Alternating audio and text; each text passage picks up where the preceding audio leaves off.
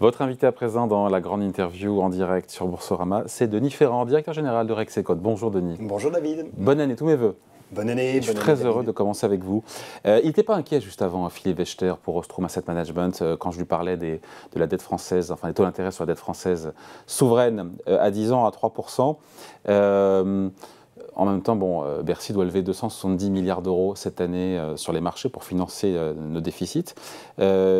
Ce renchérissement, quand même, ça tombe, c'est pas une catastrophe non plus, mais ça tombe quand même au plus mal quand on doit autant lever d'argent sur les marchés. La charge d'intérêt, j'ai regardé, en un an en France, elle a augmenté de 34%. Ouais. Aujourd'hui, quand on rembourse, rien que pour rembourser les intérêts, c'est 51 milliards d'euros. Voilà, je veux dire, et ça ne va pas s'arranger. Elle a augmenté d'ailleurs dans un premier temps sous l'effet des obligations indexées sur l'inflation. Donc cet effet-là, il va petit à petit disparaître si l'inflation ralentit, qui est un petit peu l'option que tout le monde a en tête. Donc cette dimension de charge de la dette associée à ce que 10% grosso modo de la dette est indexée sur l'inflation, ça va petit à petit disparaître. Mais en revanche, il est clair que désormais, les taux à l'émission n'ont plus rien à voir avec ceux qui étaient portés par des titres qui vont progressivement venir à échéance. C'est vrai qu'on a changé un peu de monde. Ouais. Donc, inquiétude ou pas, alors, pour le coup, pour ce qu'on appelle la soutenabilité de nos finances publiques? On attend quoi? Je crois que le gouvernement attend 5 et quelques % de déficit public sur fin 2023. Ça va être difficile ou c'est trop tôt pour le savoir? Inquiétude sur la soutenabilité immédiate, non, il n'y en a pas. Comme l'a rappelé Philippe Wechter juste auparavant, il a dit ce qui compte, c'est la différence entre le taux d'intérêt et le taux de croissance nominale. Et de ce point de vue, le taux de croissance nominale est pour l'instant encore supérieur au taux d'intérêt. Donc en revanche, c'est vrai que si la croissance vient à caler fortement, à ce moment-là, la soutenabilité se retrouve en question. Donc il faut bien regarder à la fois le niveau de taux et le niveau de taux de croissance. Ce sont ces deux paramètres-là qui font l'appréciation de la soutenabilité. La question, qui est celle vraiment très financière, donc pour l'instant, elle est résolue. Après, c'est beaucoup plus une soutenabilité de nature, on va dire, un peu politique, puisque quand on regarde dans le cercle des grands pays européens, on est celui qui connaît la progression de la dette la plus importante. Et ça, c'est plus un enjeu dans la relation avec nos partenaires. Il y a ce chiffre que j'ai retrouvé, 250 milliards d'euros, c'est ce que le gouvernement français a dépensé pour lutter à la fois contre la crise du Covid et aussi l'inflation. Bruno Le Maire nous répète depuis maintenant des semaines et des semaines qu'on est sorti du quoi qu'il en coûte. Est-ce que c'est vrai ou pas? Alors, d'une certaine manière, j'ai envie de dire oui, parce qu'il n'y a plus d'aide comme ça. Voilà, en fait, tout le monde, exactement, le quoi qu'il en coûte, c'est exactement l'aspect, on va dire, uniforme de l'aide. Désormais, c'est révolu. Et quand on regarde ce qui va se passer sur l'année 2023, on sait qu'il y avait eu une note très intéressante qui avait été sortie par l'INSEE à la fin de l'année dernière qui montrait la nature des contrats qui lient les entreprises, notamment industrielles, à leurs fournisseurs d'électricité, leurs fournisseurs de gaz. Et on voit que pour beaucoup d'entreprises, la question de l'énergie, du prix de l'énergie, va se poser en 2023 bien plus qu'elle ne s'est posée d'ores et déjà en 2022. Et en fait, face à ces contraintes sur les évolutions de prix de l'énergie, on voit que le gouvernement, plutôt que d'avoir une stratégie qui est très globale, avec un paquet qui est très identifié, va réagir peut-être plus au coup par coup en fonction des situations. Donc on n'est plus dans la modalité du quoi qu'il en coûte, dans la modalité, mais c'est une bonne chose ou pas? Parce on est plus dans la réaction. Il y a une étude qui est sortie aussi fin 2022, donc en novembre, en décembre, qui montrait que ça a coûté cher, les 140 milliards d'euros de la crise Covid, mais que si on n'avait rien fait, après coup, pour réparer, ça aurait coûté beaucoup plus. Non mais voilà, est-ce que face à l'inflation, pour les ménages, pour les entreprises, est-ce qu'il faudrait en faire plus? Est-ce que l'État en fait suffisamment ou est-ce qu'il faut en faire moins? Bien entendu, c'est toujours le contrefactuel qui compte. Maintenant, sur la manière dont on a géré l'inflation, enfin le choc inflationniste, celui-ci a beaucoup plus visé à réparer les dommages qui ont été subis en premier lieu par les ménages, beaucoup plus qu'il ne s'est attardé au comportement des entreprises. En fait, il y a eu un arbitrage qui a été fait plutôt en faveur de la protection du revenu des ménages. Et largement. C'est largement. Je vous laisse le dire. Enfin, si on regarde les chiffres, exactement, c'était la DG Trésor qui avait fait une étude qui était très intéressante et qui montrait la répartition, en gros, la moitié de la perte de pouvoir d'achat de l'ensemble de l'économie. Parce qu'en fait, ce que subit l'économie, c'est une perte de son pouvoir d'achat global. Et c'est cette perte-là qu'il faut se répartir entre les agents. La moitié de la paume est pour l'État. La moitié de la paume est pour l'État. Et dans les 50% qui restent, vous en avez 80% qui est pris par les entreprises. Ouais. Le reste étant à la charge des ménages. D'où ma question, est-ce que l'État en fait assez pour aider nos entreprises, puisque le choc pour les entreprises en termes de facture énergétique sera sur 2023, avec tout l'impact que ça peut avoir sur l'investissement, sur l'emploi, qui jusqu'ici tient bien.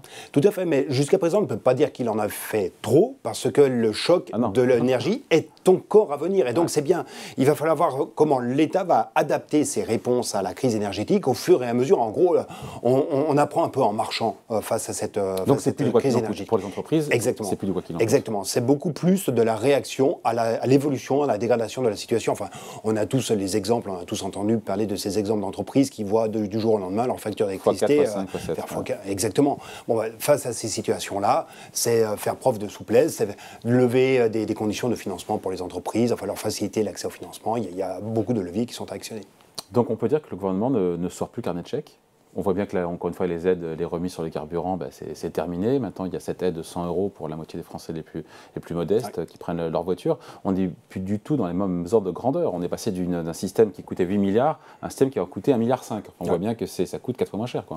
Et avec un ciblage. Un ciblage également, c'est-à-dire qu'on n'est plus sur l'arrosage de toute catégorie de population, comme on l'avait avec la mesure sur les 30 centimes de réduction de prix des carburants. Pour les gens qui ont des gros SUV comme vous, qui polluent et tout. Par exemple, exactement. Oui, franchement, je m'en plains amèrement.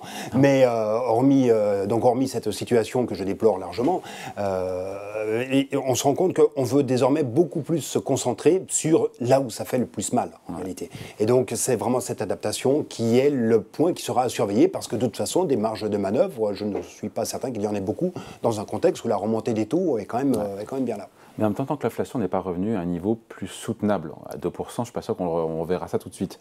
Mais on se dit que c'est quand même pas normal que le gouvernement ne débranche pas toutes les aides. Je veux dire. Alors attention, on a tendance à regarder beaucoup l'inflation. Regardons quand même aussi ce qui va se passer sur les salaires. La grande question de 2023, ça va être l'ampleur de réaction des salaires face à la hausse des prix. Jusqu'à présent, qui ne suivra jamais la hausse des prix. Jusqu'à présent, c'est sûr qu'ils sont très en retard. Là, on est d'accord. Jusqu'à présent, oui, là, il y a 3 points d'écart, grosso modo, entre l'inflation et l'évolution des salaires. Mais les négociations de fin d'année, toutes les négociations annuelles obligatoires, les NAO, les fameuses NAO, sont plutôt parties pour être plus élevées, bien plus élevées que ce que l'on connaissait ordinairement. Donc le risque, vous voyez venir, c'est qu'en fait, les négociations, les augmentations soient autour de 4%, là où l'inflation pourrait revenir sous 4%, c'est ça? Oui, mais en fait, les NAO, elles vont se faire, elles entérinent l'inflation du passé.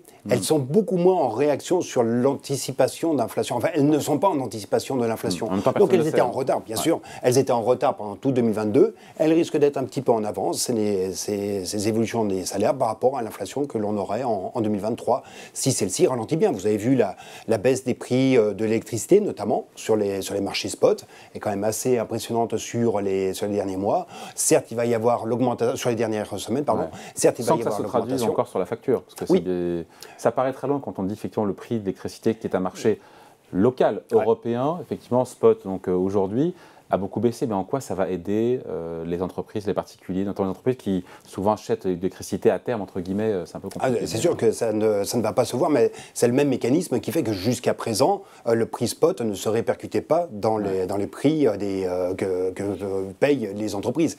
Maintenant, la baisse du prix spot donne quand même un peu plus d'horizon sur des contrats à terme qui seront renégociés à partir de courant 2023. Vous avez beaucoup d'entreprises qui ont fait aussi le choix de se dire, mais je préfère arrêter mon activité plutôt que de payer un coût très immédiat, et en faisant un peu le pari qu'il y aurait une détente sur les prix de l'énergie.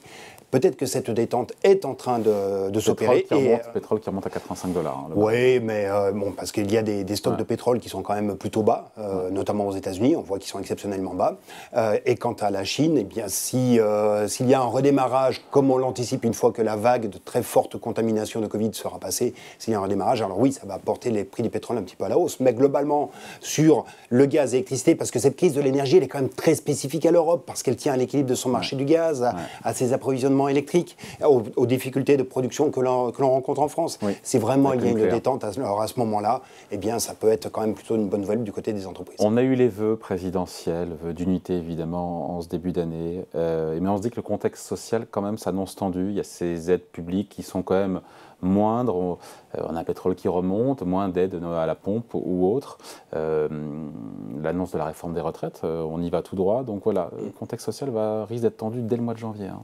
Oui, d'ailleurs, ce qui est quand même très surprenant, c'est que vous n'entendez quasiment plus parler du mot de chômage, vous n'entendez quasiment plus parler du terme de l'emploi, et ce qui est assez surprenant, c'est qu'aujourd'hui, les critères qui font la grogne sociale ne sont plus les mêmes que ceux que l'on pouvait avoir il y a encore quelques temps. C'est-à-dire que l'emploi, quand il va bien, on ne s'en préoccupe plus. Or, je pense que c'est quand même assez important de revenir sur le fait que... Il y a quand même en tout 3 millions de chômeurs en catégorie A et je crois 5 millions qui sont au moins 5 millions si on met catégorie B et C. Oui, tout à fait. Il y a encore un socle très important, mais pour autant, quand vous regardez le niveau de l'emploi, il est 5% dessus du niveau de fin 2019, quand le PIB est supérieur que de 1,5% dessus de son niveau de 2019. Donc, on a beaucoup de créations nettes d'emplois et ça ne sont pas que les créations d'emplois d'apprentis ou d'alternants. Hein.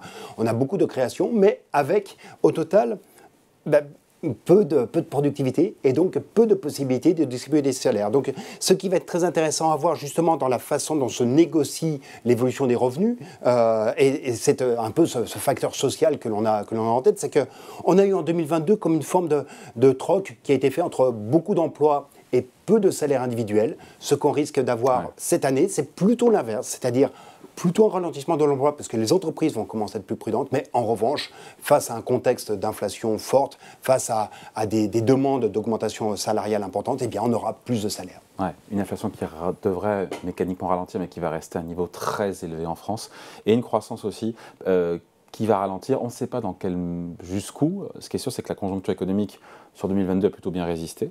De la croissance, des créations d'emplois, ça on l'a dit. 2023 s'annonce quand même beaucoup plus périlleux, beaucoup plus aléatoire et complexe, avec une inflation, encore une fois, qui s'installe. Et c'est là où il y a une espèce de mâchoire qui peut faire un peu mal. Hein. Oui, d'autant qu'en fait, on voit un peu le haut de la mâchoire qui a bougé jusqu'à présent. Le haut de la mâchoire, c'est la consommation des ménages, ce qui fait le ralentissement que l'on a courant 2022. Parce que n'oublions quand même pas que l'essentiel de la croissance de 2022 était faite dès la fin de l'année 2021. Ouais. Donc, courant 2022, en réalité, vous n'avez pas beaucoup de croissance. Pourquoi ? Parce que l'inflation a fait son travail, elle est venue mordre sur la consommation des ménages. Ce qui a en revanche résisté jusqu'à présent, ce sont les dépenses des entreprises, que ce soit en termes d'emploi ou que ce soit en termes d'investissement. Et là, pour le coup, l'inconnu. Et c'est là qu'en réalité va se faire l'inconnu. Est-ce que les entreprises vont commencer à ajuster leur comportement de dépenses ? Ce qu'elles font en général, ordinairement, quand il y a une phase de ralentissement économique, c'est qu'elles vont piloter à la baisse les dépenses sur lesquelles elles ont de la maîtrise. L'investissement, l'emploi en premier lieu. Jusqu'à présent, elles ne l'ont pas fait parce qu'elles n'avaient pas de contraintes de trésorerie. Or, ces contraintes de trésorerie sont plutôt en train de monter, et c'est ça qui est en réalité le point qui sera surveillé, c'est ça qui fera qu'il y aura de la croissance ou pas en France. Sur la consommation, il n'y aura pas de redémarrage de la consommation des ménages, même plutôt peut-être une contraction a priori, en moyenne sur l'ensemble de l'année, ce qui sera vraiment le fait que l'on sera au-dessus ou en dessous de zéro, ce sera le comportement de dépenses des entreprises. Donc en gros, croissance quasi nulle sur 2023, c'est le scénario plus probable aujourd'hui ? Pour l'instant, c'est ce que l'on retient dans nos dernières prévisions que l'on a présentées. La Banque de France est à 0,3% de croissance sur l'année. La Banque de France, vous êtes où, vous ? Nous, on est à moins 0,2. Moins 0,2. On était à 0,4 dès le mois de mars dernier pour 2023 et petit à petit, avec l'accumulation de nouvelles qui étaient quand même plutôt médiocres, on a révisé, on est à moins 0,2 désormais. Donc voilà, donc récession. La Banque de France parle de récession si elle se produit, si elle a lieu, limitée et temporaire. Vous aussi, vous qualifieriez ? Oui, tout à fait. C'est plutôt limité et temporaire. Surtout, regardez, moins 0,2 avec une inflation qui, en moyenne annuelle sur l'année 2022, est aux environs de 5,5 et qui ne sera pas loin en 2023. Donc au total, ça tient plutôt. On s'en ressort bien de faire une croissance quasi nulle avec une inflation encore à 5% cette année. Oui, tout à fait. Oui, parce que c'est une stagflation en réalité. C'est pas une récession, on est vraiment dans un environnement de stagnation de l'activité. Et c'est d'ailleurs un peu ce qui était entériné dans les prévisions de la BCE, dans les prévisions également de la Fed. Quand vous lisez les commentaires qui étaient effectués à ce moment-là, les révisions également de prévisions de croissance que portaient les banquiers centraux, mais ils sont un peu sur ce scénario. Donc pas d'inquiétude majeure, en ce début d'année, on n'est pas là non plus, on est que le 2 janvier, mais voilà, si on regarde les choses sereinement, sans biais optimiste ni lunettes roses, on se dit quoi ? On se dit qu'il n'y a pas matière non plus à s'alarmer trop sur 2023 ? L'inquiétude, en fait, s'il y a y a un point d'inquiétude et qui me semble peut-être insuffisamment soulevé, c'est ce qui va concerner la liquidité. La liquidité des marchés, notamment, on l'a vu, ce qui se passe sur la remontée des taux est aussi le reflet de ce que la liquidité est un petit peu moins abondante aujourd'hui sur les marchés.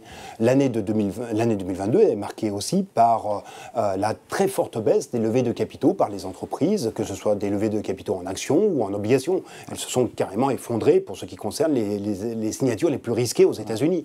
Donc on voit que l'environnement a changé, la liquidité est un petit peu moins présente, elle est beaucoup moins à destination des entreprises, et c'est ça qui fera, si la liquidité se rétablit un peu, eh bien à ce moment-là on peut avoir une année somme toute en ralentissement et en quasi-stagnation, mais pas d'effondrement. Si en revanche la liquidité est de plus en plus resserrée, alors à ce moment-là, ça risque d'être plus compliqué. Et donc en tout cas, au total, je pense que le dans risque... un scénario un peu plus noir, donc Un scénario un peu plus noir, là, il nous amène en dessous de 1%, à moins 1 de récession. Si le worst scénario, le worst case, c'est d'avoir une récession d'1%, quand on a vécu ce qu'on a vécu en 2009-2010 avec la crise sanitaire, on se dit que ça reste... Oui, ça reste effectivement quelque chose on va dire, d'acceptable. Mais si on a le moins 1%, à ce moment-là, les paramètres peuvent changer du point de vue de l'emploi. Et donc, ce qui a été jusqu'à présent un rempart à un fort effondrement ne serait plus forcément au rendez-vous.